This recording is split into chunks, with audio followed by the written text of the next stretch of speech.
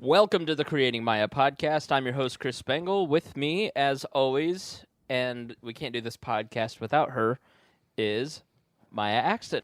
Hi, guys. How are you doing? I could be better Why?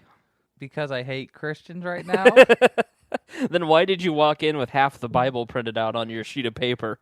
Sheets of paper. Sheets of paper. Half the Bible. I don't know. Which Bible are you talking about? The Jefferson Bible. You smart aleck. The Jefferson Bible. You mean, out of the, couple thousand different variations of it? Well, this has gone terribly wrong, and we're already 2 minutes into it. So, as you can imagine, this will be a very special episode of Creating Miah, where we are going to focus less on the internal battles of Miah Axton and more on the external battles taking place out around us. If you've been on Facebook, we're recording this on March 28th, 2013. If you've been on Facebook in the last 3 days, then you'll notice that there is a sea of red everywhere.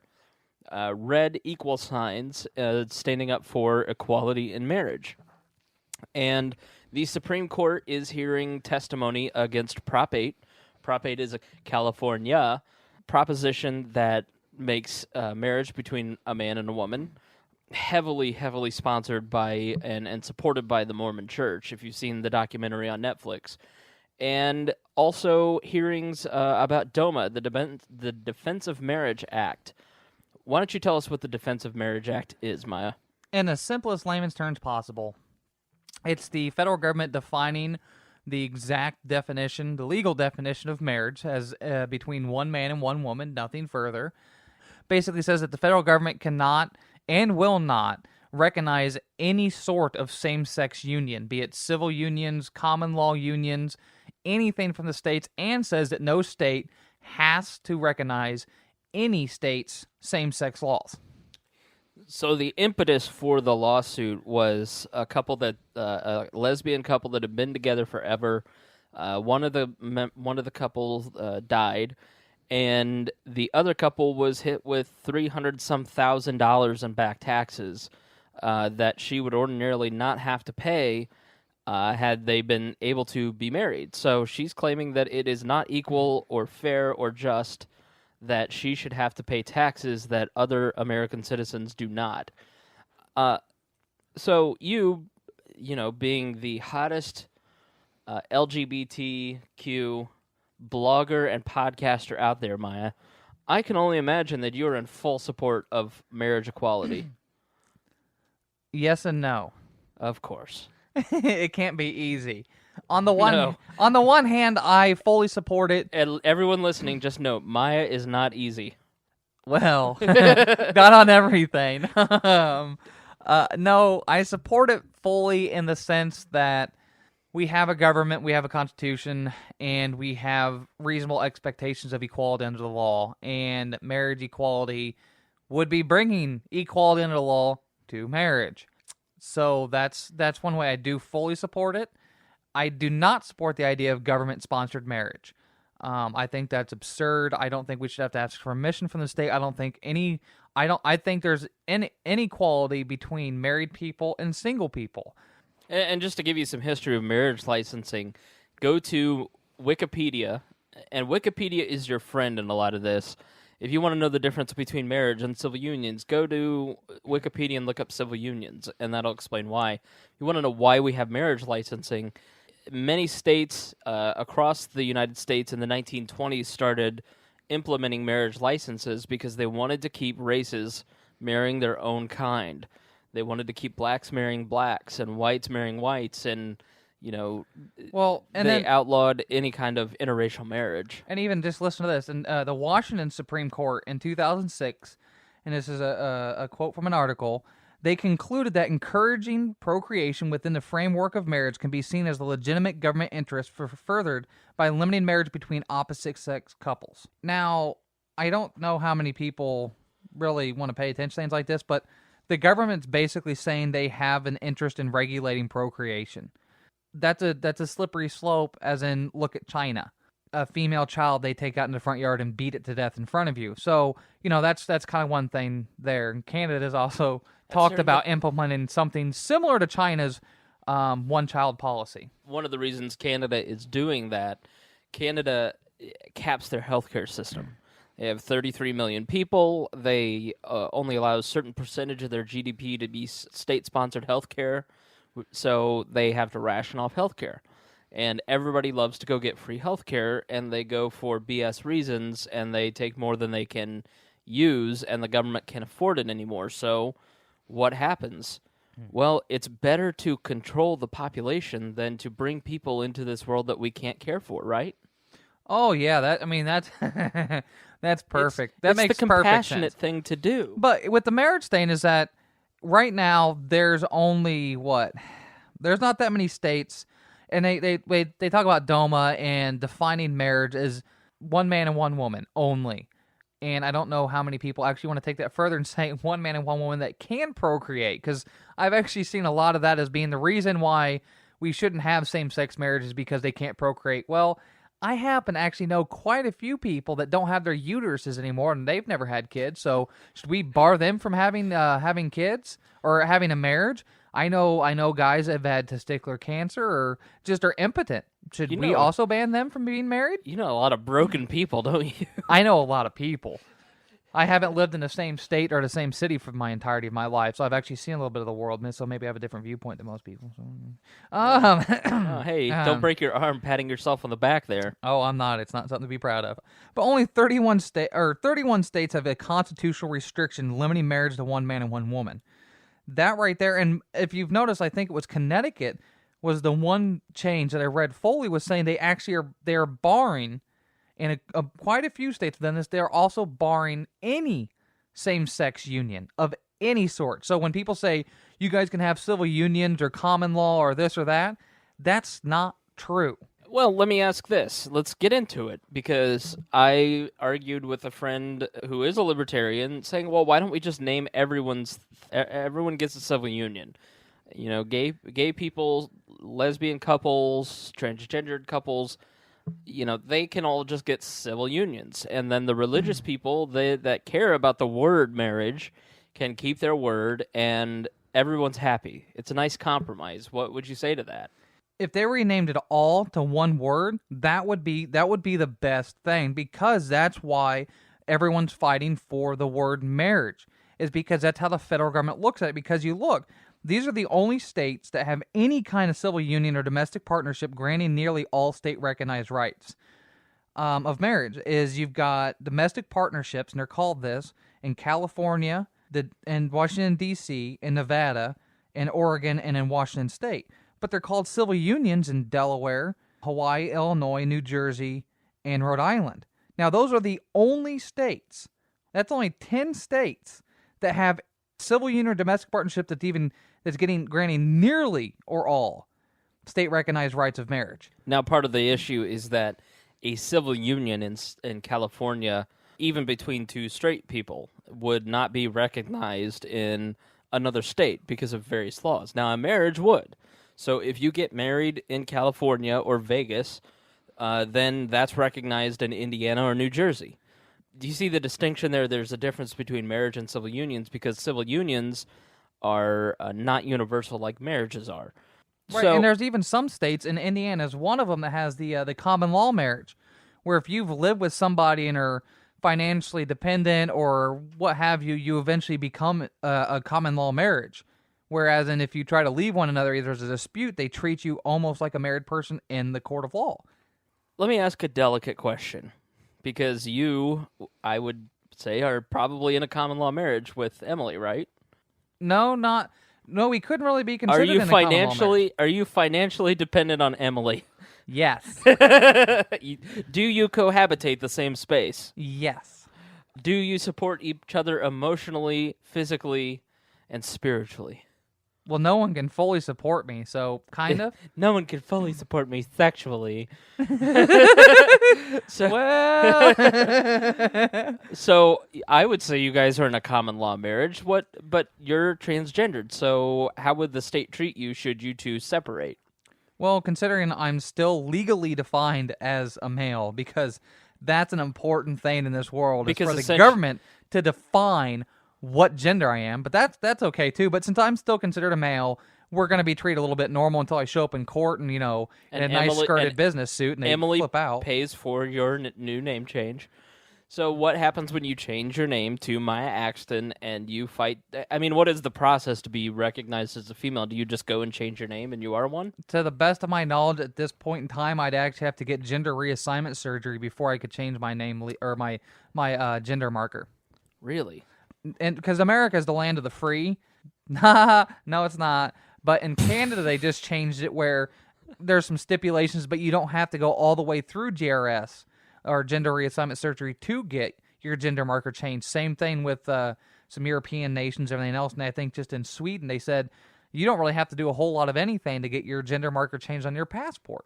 Right. Okay, so let's get back to marriage and let's talk about DOMA. Because it would stand to reason that if Oklahoma does not recognize same-sex marriages, but California does, when, let's say, you and Emily are married, you are known legally as a female, and Emily is a female, and you guys are married in San Francisco, but one of you gets a job in Oklahoma. Well, Oklahoma should have to recognize your marriage, right? Because you're legally married. Yes. Okay. So their legislature says that marriage is between one man and one woman. So how do you get marriage recognition in Oklahoma? Wouldn't you need the Defensive Marriage Act to recognize? Wouldn't you need some sort of overarching federal something to force states to recognize your relationship? It should already be there. I mean, I don't see why the state has to dictate what kind of relationship needs to be recognized because it's a contract between two people. That's the problem with this whole marriage thing in the first place, is that it's so much crap in the government that there's almost 1,200 federal benefits to being married. People don't really realize how much marriage can change your life because you don't know, because same-sex couples find out real quick, and there's millions of stories out there of them finding out real quick what's assumed and what's not known about marriage. It comes when you're dealing with hospitals and visitation rights. It comes with inheritance, with death, with birth, with children, with so many facets of the law. And it's not just in a tax code. It's not just for taxes and everything else. It literally touches every facet of your life to get married. And there's so many things that we don't realize in day-to-day, life that's affected as a benefit of being married that most normal people don't get. If they never get married, they don't get it either. Well, and that's part of it. It's part of the entire system wanting to control behavior. You need these benefits, so you should get married. So you can become a good couple. You can. Well, you hear the argument a lot that it's social engineering, essentially. Yeah, and you hear a lot of people talking about it's the evil left-wing liberals tearing down the nuclear family and the basis of all society. That if you don't have this one man, one woman, 2.5 kid family unit, the whole world's gonna end, just implode. Are you saying, now let's get into it because this is a tough question for libertarians especially. Let's go back to that situation where you moved to Oklahoma. Now, the Defensive Marriage Act currently says that the federal government will not recognize same-sex couples. They will only recognize a marriage between a man and a woman. So it protects the states that don't want to recognize same-sex couples, like in Oklahoma or in Indiana. It protects those states from not having to pass laws that find those laws morally reprehensible. Does that make sense? Yeah. All right. At least in my explanation. Well, it protects the state, and protects the state. It does not protect the individual, right, which in itself means the entire argument is flawed from the get-go. Right. So it also means that same-sex couples don't get benefits. So are you arguing for more federalism where you are forcing the state of Oklahoma to recognize your marriage? Would you be in favor of that? I'm okay.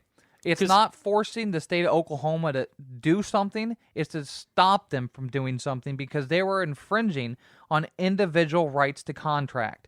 Gotcha. So it's not making them do something. It's stopping them from infringing on the individual. So it's not infringing against Christianity or churches or anything else. It's literally stopping the state from holding down a certain class of people. No different than when it was when the federal government came out and said interracial marriage bans are crap, get rid of them. Right.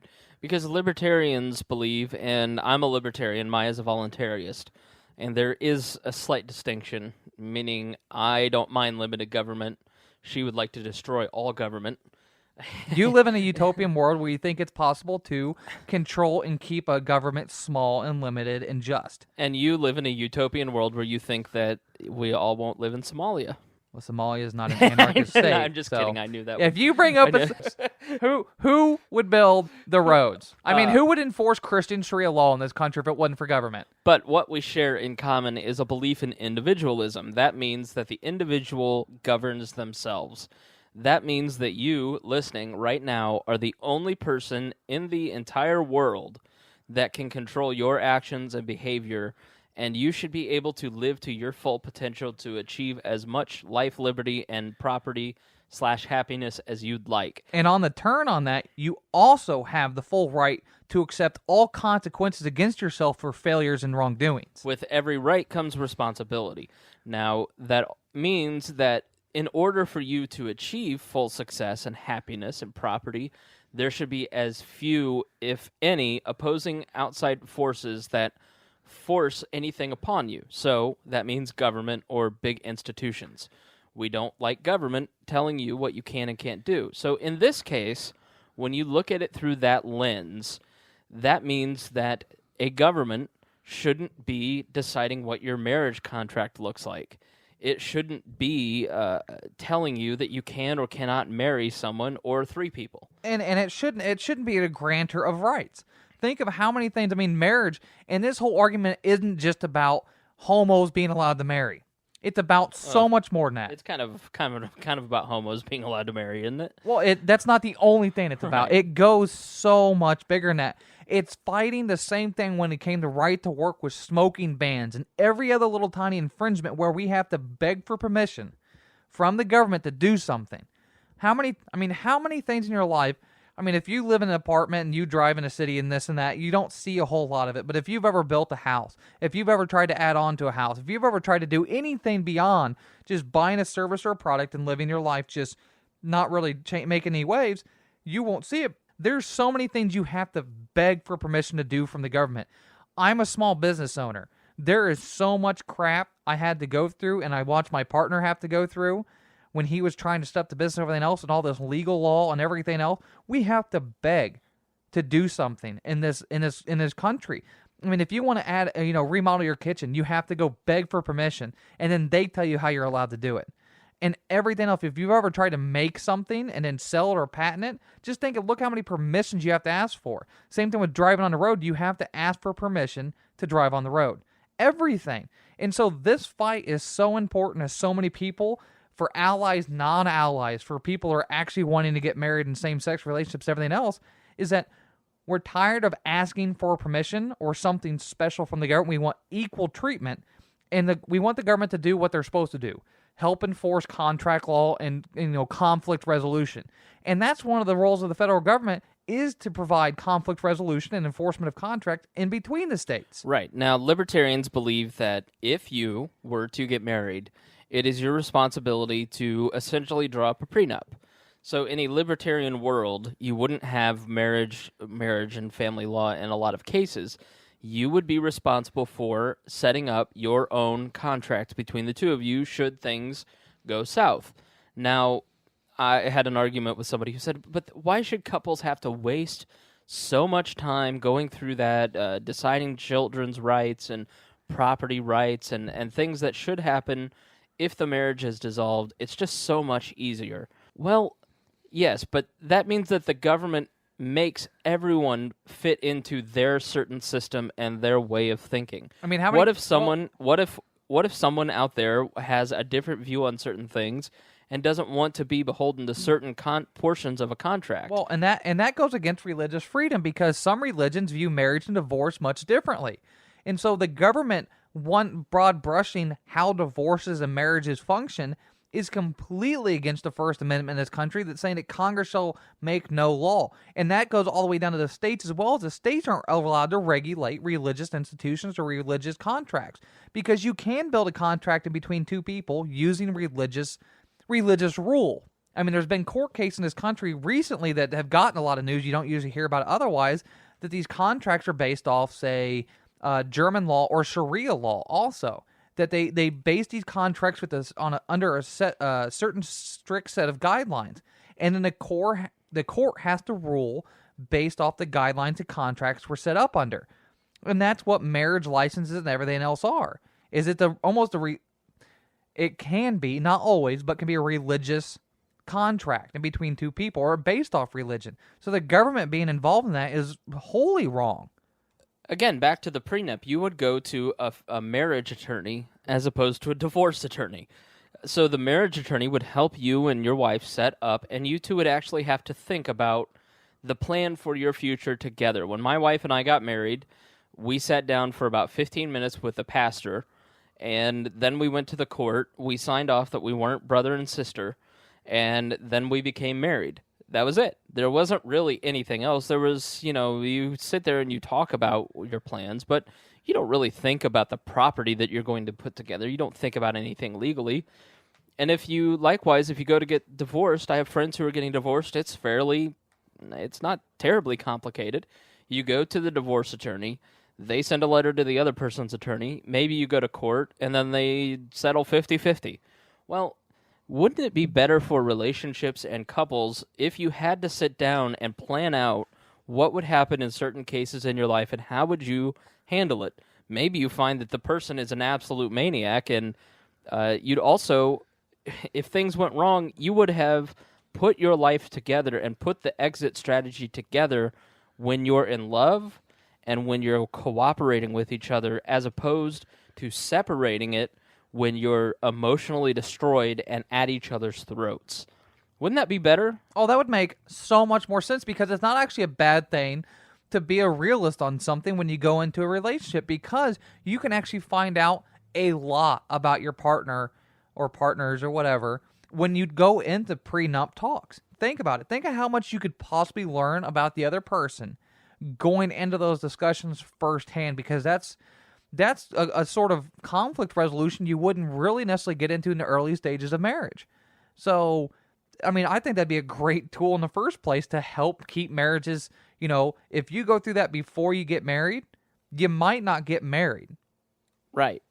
So, I think that, and also, so once you get the prenup and you think about it, after that, okay, what happens if it goes wrong and they try to screw you with the contract? Well, tough S, because the government is there to enforce contracts. The government shouldn't be there to write the contract for you. It should be there to make sure that the contract is upheld. And it also shouldn't be there to decide, and maybe, and a lot of times wrongly, decide against, for the man or for the woman. And then I was thinking how many horror stories you've heard about divorce court. Right. So it just seems to me to be a better system. And I know I've been called a utopian like a million times this past week, but I think that the libertarian plan for marriage makes way more sense than what we have now, because we have a divorce rate over 50%. Even in the Christian community, you have a divorce rate over 50%. I thought the Bible outlawed divorce. Yeah, isn't that weird? Huh. So you have high divorce rates. You have families being torn apart. It's easy to get married. It's easy to get divorced. It's easy to enter into these covenants without really thinking about the consequences, and it's easy to get out of them without thinking about the consequences. Well, just look at all the Hollywood marriages we've seen. And, well, it's not even that. Think of all the Las Vegas marriages. I guarantee almost everyone knows somebody or knows a friend that has a friend that went to Vegas, got married in a drunken stupor, and regretted it and got divorced maybe after 3 or 4 days. Isn't that how you got that thing on your ring finger? No, I actually dated that particular human being for about 3 years before I married her. How'd that turn out? Oh. Should you revisit episode 1? No. It honestly, it was mutually shitty. If you go back to the beginning of episode 1, like the first 5 minutes, you'll find out how it turned out. Well, she was a cheating whore. Okay. And she did happen to fall in love with somebody else while we were still married, and I was working on the road far away from home trying to provide for us, but that's okay. That's all right. So that is a view into the libertarian view on marriage, libertarian voluntarist. No, I am a traditional person. I am a conservative small c type person. I think that when you get married and you say I do, that you are making a vow to each other and a vow to God that you will join with each other and become partners for life. And I think the longer two people are together, the more they share with each other, the closer they become, the more rich their lives become, the better their life becomes. That's the goal. Because they have shared experiences. And I think people these days are far too quick to say, oh, well, we fought 4 times, you yelled at me, and I'm leaving. Well, and no, we're never going to be that's- together again. That's the absurd part. But, like, I'm saying I got married right after I turned 18. And I got out of high school, joined the military a month after I graduated early from high school, and then bam. And then I came back, got married, and then went from there. And it's like, really? 2 people fresh out of high school are really not gonna really grow together? No, that was a whole fail thing. I see it a lot. I see people right out of high school get married, and it's like, you guys haven't even lived life yet. You think you're gonna actually still be compatible in 3 or 4 years? It's kind of absurd. Now, that's you got married at a prime time. You've already established your life. You've already lived, and you weren't a young dumb kid. Bam, perfect time to get married. Yeah, I think I was 27. I think she was 29. She's a cougar. We had dated. She had dated a lot of people. Me, not as much. I tried to date a lot of people, but then I got friend zoned. But, we had been together for 2 or 3 years, and we knew that it would work. And it's not easy. There are times where you go, I'd really just like if I could have a week to myself, and I'm sure she feels the same way. But we've had a great day today, and it's been, she just actually called while we were sitting here talking. We want to talk about how good our day was and share experiences with each other.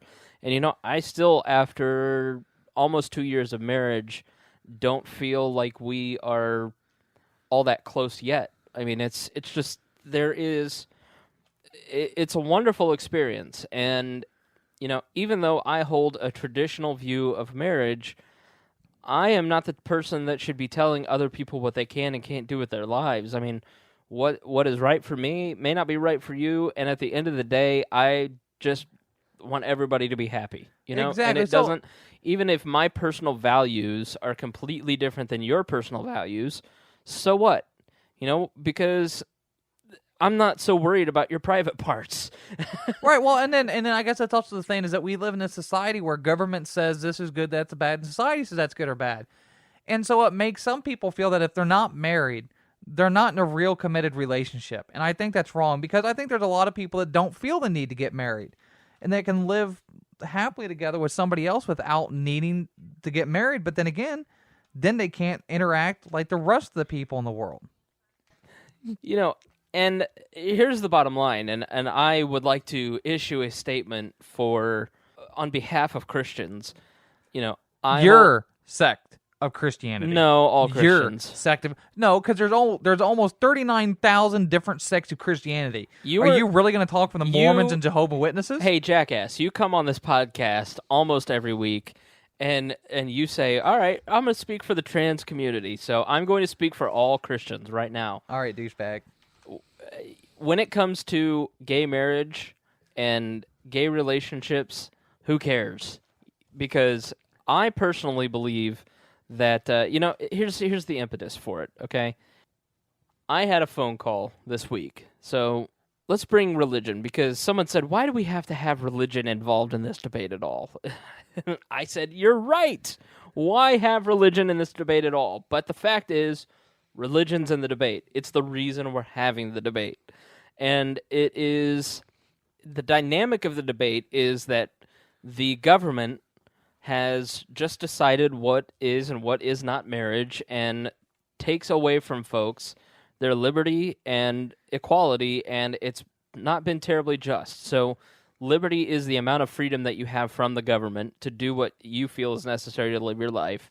Equality is making sure that everyone is treated equally under the law, and justice is the ability to achieve liberty and equality. So when we look at the marriage equality issue, we say we're not granting new rights to people. We're just saying that everyone should have equal access to the laws as written, because guess what? They pay taxes to the government. They're part of society. They're American citizens. So why should they not have equal rights? So, as a Christian, I'm perfectly okay with that. Now, would I personally go to a church that performed gay marriages? Probably not. And I know I probably will get hate for that, but that's just the plain fact of it, because I believe that you should be faithful to what your religion says.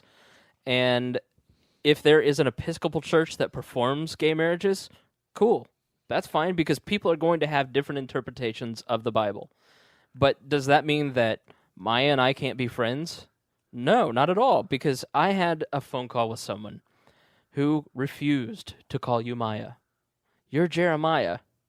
I'm not going to call him I'm not going to call him a she.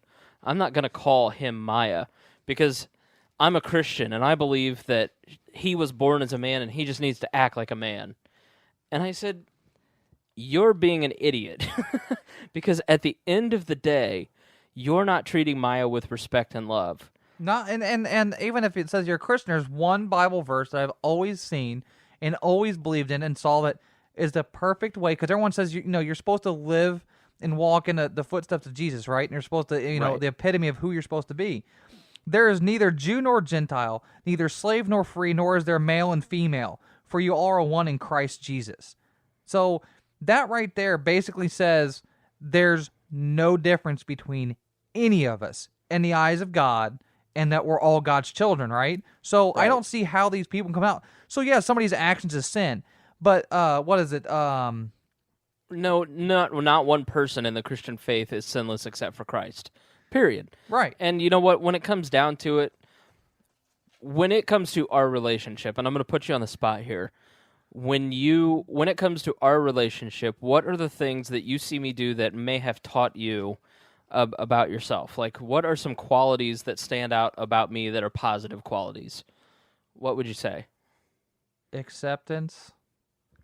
Well, no, that's even acceptance, because I don't know if you accept people or not, because I can't even tell. I mean, there's things you don't accept and you're intolerant of, but that's kind of normal for anybody not to tolerate, idiots. But Right, I hate idiots. I hate people who are intolerant, who are not accepting of others. I hate people who don't treat others with respect. I see you as to a degree, on the same playing field of me with my faith. Is that you don't push it, you don't talk it, you keep it to yourself like you're supposed to. You go to church, which I don't agree with, and you follow the Bible, which I also don't agree with. But you keep that within your own personal bubble that you're supposed to. You don't push on by. You never project. You've never once said to me, I like you as a friend, but I don't agree with who you are, what you are, or anything else like that. Because I would have probably slit your throat if you would have said that. But the fact is that I don't really. It's not even. I've never had that thought. Like, it's not. I'd never have thought like, oh, gee, I don't accept Miah's lifestyle. I don't even have that thought. And well, you've never said to me that God doesn't make mistakes, which is one thing a lot of trans people get, is that God doesn't make mistakes. I think that you are a mistake for so many other reasons than your gender assignment. No, but would you say I try to be patient, I try to be accepting, I try to be a friend to as many people and help as many people as possible in whatever way I can? About a year ago, I used to say you were too nice. Right. That's changed. I've rubbed off on you since then, but you're still a little too nice and I just trusting. But try not to accept the things that I shouldn't accept. But those are things that my faith has taught me: patience, gratitude, trying to just be nice to others, try to be a friend. When you do things that I think are abhorrent, like going after people personally and saying mean things to them on Facebook, I go to you and I say, oh, come on, you could achieve it in so many other ways. And that's the kind of stuff that I try to do. Instead of saying you're just a bad person because you're mean and angry and you're trans or any of that, I tried to just be your friend and say, that's how I try to live out my faith. And I have a huge issue with other Christians who divide and hate because instead of just getting to a place of understanding about other people's lifestyles, they want to talk about private parts. And then they get offended when you talk about private parts. It's like, you know what? Miah and I, not one time have we ever talked about sex lives. I have no idea what your sex life entails, and you don't have any idea what mine entails, because our relationship is not like that. That's not what your transition is about. But it seems to me that Christians, when they talk about you, are so obsessed with your sex life. Oh yeah, I mean it's amazing how. Well, it's just kind of an ignorance too, and it's a troubling factor with a lot of religious people, is that they forget to see things outside of the bigger picture, and I think a lot of them really need to go back and take some more English classes and learn some more words. But they think gender and sexuality and sex life are all one big thing. That if you appear as I don't know, it's such a literal mess. That's the common thing that I hear about you, is that you shouldn't be putting your sex life out in public. And I don't think, let's see here, other than some jokes and sarcasm of a little bit dirty humor here and there, I never talk about my sex life. No one has any clue what kind of sex life I do or I don't have. And I don't see how my transition has anything to do with my sex life unless these people are really just that perverted that that's exactly where their mind goes every single time. Yeah, and I just think that the Christian community has done themselves a great disservice by not focusing on poverty, teaching things like patience, gratitude, things like... Maybe doing more for charity instead of building these giant... I mean, have you been up to the north side of Indy right. and looked at these freaking churches? They have these huge plots of land. But that's easy to rail against. Well, no, but what? I mean, that's on the surface, so literally on the surface. And you see that, and then, I don't know, and then you see these millions of people at these churches say, you send me $1,000 and, your soul is saved. Yeah, but again, that is a very surface argument that is used against Christians. Well, no, I'm not saying that's not going against all Christians, but that's just one type of belief where it's like, why don't other Christians try to admonish that maybe? They do, but there is an... They're not marching with hundreds of thousands of them and, in France and everything saying, we need to stop these people. Sure. They just sit there. When was... Okay, but I'm trying to think about when was in the last, decade, what have Christians been so up in arms about other than gay marriage? Abortion. Well, and I would totally agree with you. And that's way more than Christians on abortion. Right. Way more. But when it comes to gay marriage and defending the institution of man and of different sex marriage, definition of marriage, that is, you're right, and it has caused major rifts within the church. It has caused major rifts within society. When you hear people fighting at work about gay issues, you know what I hear people fighting about? It's never you are a bad person because you hear the a-hole that says I hate the sin but not the sinner, that kind of stuff. But what you hear is the divisiveness comes when it comes to politics.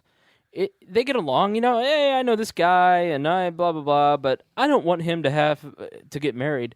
But you know what? If the government weren't involved in marriage, there wouldn't be that argument, because everybody would just be live and let live. They just say, you know what? I'm not going to get a gay marriage, but if they get a gay marriage, go ahead. You know what? I'm not going to get a gay marriage, but if you want to have a gay marriage, go for it. You know what I mean?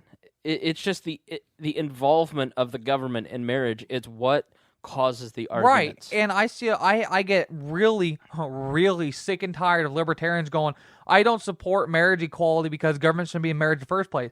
Well, you know what? You know what would fix the problem of the economy? If we ended the Fed and changed the government's fiscal policies. But that's not going to happen overnight now, is it? So What do? We try to make it as just and fair and economical as possible. while we can with what we can. And I totally agree with you. I think that it is a cop-out by most conservative-leaning libertarians when they say, well, I'm just for getting all government out of marriage, period. So would you allow gays to get married? Well, no, because I'm not for that. I'm not for... You know what? That's not equal. That's not just. But it's a law on the book, and it needs to be equal application of the law. Right. I mean, and it's an absurd cop-out, and it's just... And it's what they say, and, I've seen so many people in the last couple of days, well, look, let's talk about Monsanto or this or that. Let's get off the gay marriage issue and everything else. And it's like, okay, that's the problem we have, is that people just want to brush this under the rug. And like I said in the beginning, is that there is so much more to this discussion than just marriage. It's equal application of law, and it deals with states' rights and I'm tired of people saying a state could... People believe in it when they say states' rights. They say a state could literally ban any kind of marriage they want. They could technically say only Pentecostal Christians can get married. Right. It's from what I hear from people when they talk about the 10th Amendment and states' rights. No, that is not true. The state still cannot infringe upon individual rights. Period. No form of the government can, all the way down to your county, your city level, your township level. None of them can infringe. The township level. Township level. I'm in the middle of a rant. I'm kind of, but that's what people believe, and they say, well, and then that's another libertarian cop out, or anyone's cop out, saying, oh, that's a states' rights issue. Right. No, it's not. 100%. You're right. You can't do that, and that's the problem with this language, and why I get so frustrated with it on so many levels, because people are basically copying out and saying the states can do whatever they want. They don't realize that their language on this one issue is huge. It's universal. The way they treat this needs to be equal on all other issues. And if that was the case, we could have a dictatorship on the state level, according to them, based on this one issue. All right, so we have bashed the Republican, Democrat, and Libertarian communities. We have told the Christian community that they need to chill the F out, and that they need to focus on things like honesty and poverty and other humility. Let's focus on that one. And divorce. Let's focus on that one. So let's talk about the LGBT community. What things would you say that the LGBT community could do differently to bring about a better understanding, so that instead of being divided, we're united? How could the LGBT community act differently? There's a lot of ways they could act differently, and it goes the same things where I talk about Christianity, you talk about Christianity. We're not necessarily talking about all people. Sure. We're not necessarily talking about all people that are involved in that. We're talking about... Generally, what we mean is the opinion makers, the people at the top that influence others and that influence the discussion. And there does need to be said that the media's version of the LGBT community and the actual LGBT community are two completely different things. The media loves to create this huge divisive issue, so they get the craziest Christians, the God hates fags people, the Westboro Baptist Church, and then they get the craziest, most militant feminist lesbians out there, and they pit them against each other, and they just love to do that. And that's not there's not that many extremists out there. There really aren't. They just happen to be the vocal majority. And so the LGBT community, there are parts of the community that have been a little loud. There's actually a group of people that want to move and force churches to perform same-sex marriages. To force churches to basically change their religion. And that is wholesale wrong. Right. I mean, now, there's something that just came out today. Right, because to me that is as offensive as someone saying, like, we're going to use the state to exclude you from marriage. That's discrimination, and it's government forcing people. Everybody stop forcing other people to do other stuff. People love to use the government as force to force their values on others, because if you don't do what the state or what the government says, then they'll put you in jail or they'll bankrupt you with taxes. Right, and then so you've gotten examples of, say, there's groups out there, and groups of Christians or other religious people, all kinds of sects of religion, that want to force their morality on people. Then there's other groups of people out there that are the extreme opposite that want to force immorality on people and want to completely destroy moral systems. And it's just absurd on both sides. But just today, the 28th of March, I'm not sure when I'm going to get this up. So the 28th of March, Denmark just basically forced all churches in Denmark to perform same-sex marriages and legalize gay marriage. And that's big because they just literally forced churches to all have to perform. Now 73% of all churches there supported same-sex marriages. But the thing the thing to point out is it's a lot different there. First off, with the monarch. Second off, all churches are sponsored by the state. So, but there's also and that's one of the reasons we have. That is the reason we have separation of church and state. It's so that the government can't force religious institutions and folks in religious communities to do things that are abhorrent to what they believe. That was the original intent of Jefferson. So when you hear people talk about the separation of church and state, it doesn't mean that religious people can't have a role in society. Because sometimes I feel that's what people like, there's separation of church and state, so I think it's stupid when a politician prays. It's like, they take it to the extremes, but what that basically means is what the First Amendment is: Congress shall make no law respecting an establishment of religion. And that also can mean to apply non-religious people as well. So that means the government can't go about making laws with respecting of religion. I mean, I think that should also move all the way down to building codes and what your property management and everything else, and why churches actually have to file for tax exempt status. I think that's a crock. I think a church is a church. Leave it alone. Right. Now, things go further where I don't think just because you're religious you should get special treatment either. I think if you're non-religious, it should be equal application of law, and it's been so. Part of our issue is that we have a tax code that has been designed to manipulate people's behaviors. And that's why you have 1,100 tax breaks for married couples that single couples don't have.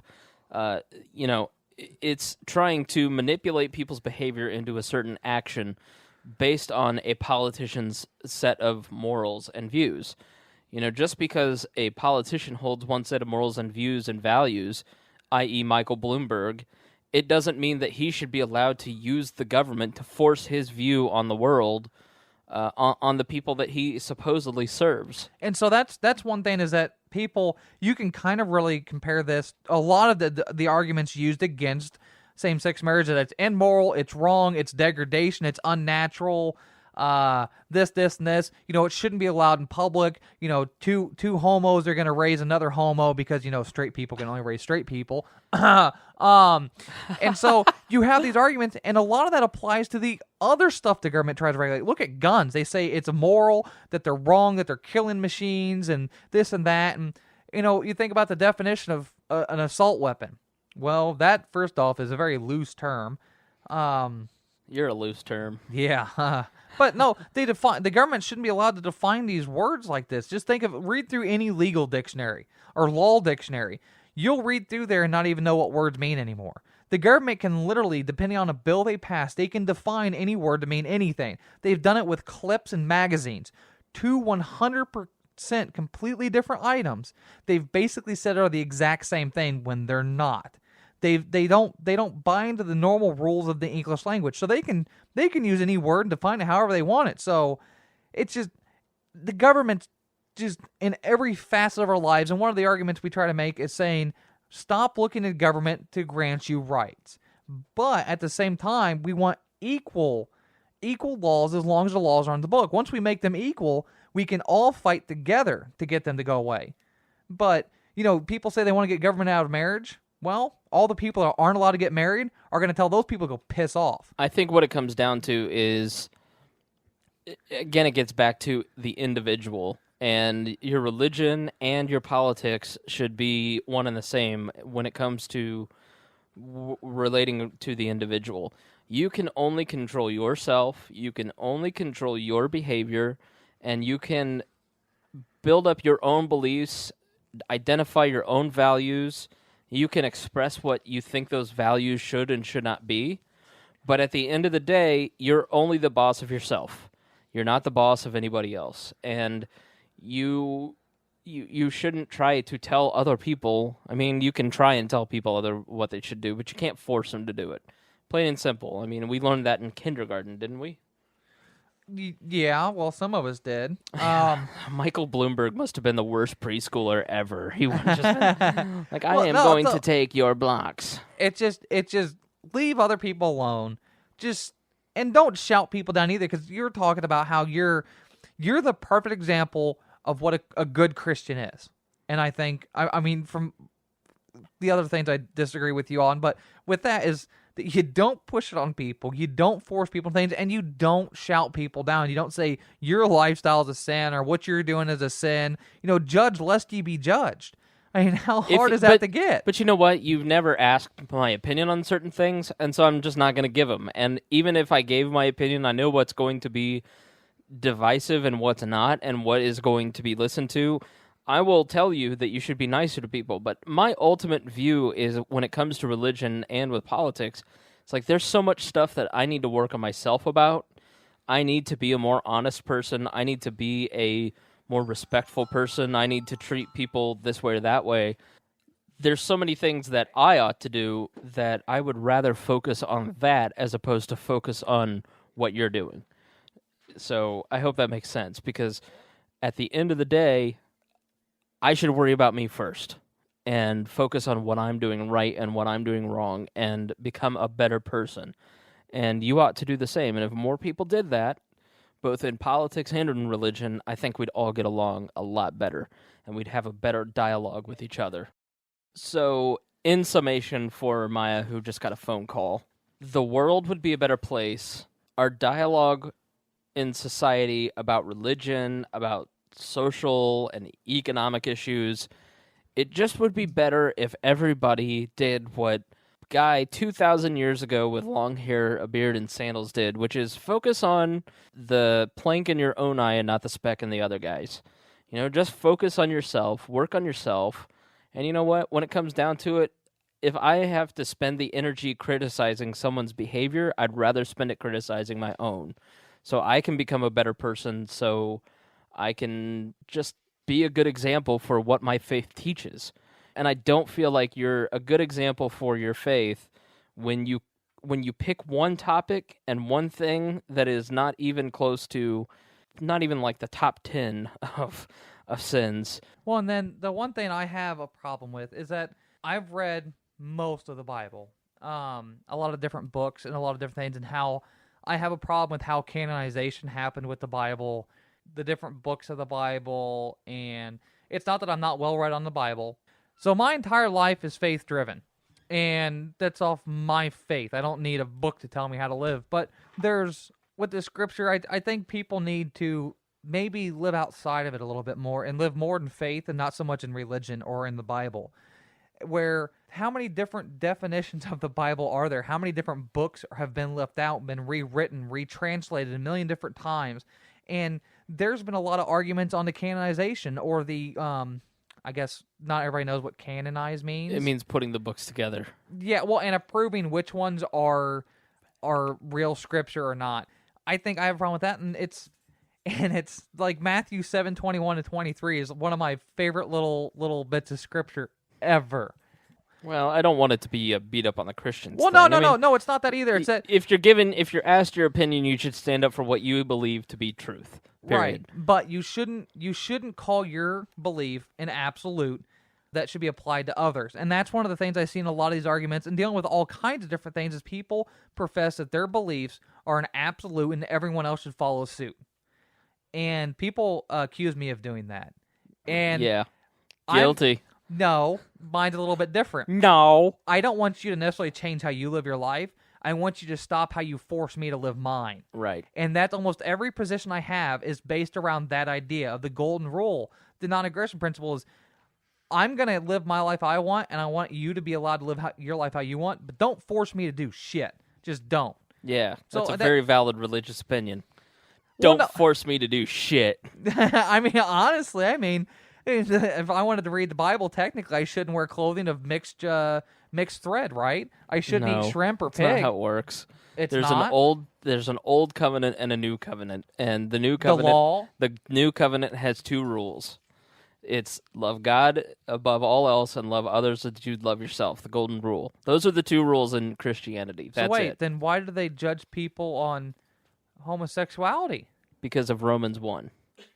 Oh well, It's- the Romans It's not love the Jews, sex. Creighton. Creighton showed. Creighton's here. There's So- other people infecting my podcast purity. Right. I don't want to get into a whole theological discussion. No, It's just. But no, But, I kind of. but that's the thing is people want to try and like, well, why are you eating clamshells? It's like, oh my god. But shut that's up. the same argument as who cares? If you want to eat kosher foods, eat kosher foods. Don't force me to eat kosher foods.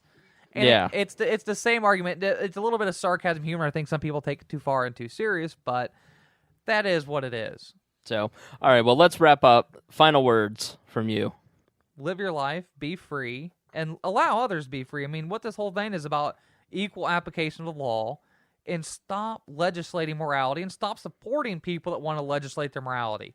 I mean, a politician should never state their beliefs in public. All right. Well, that has been Creating Miah this week. We'll see you next.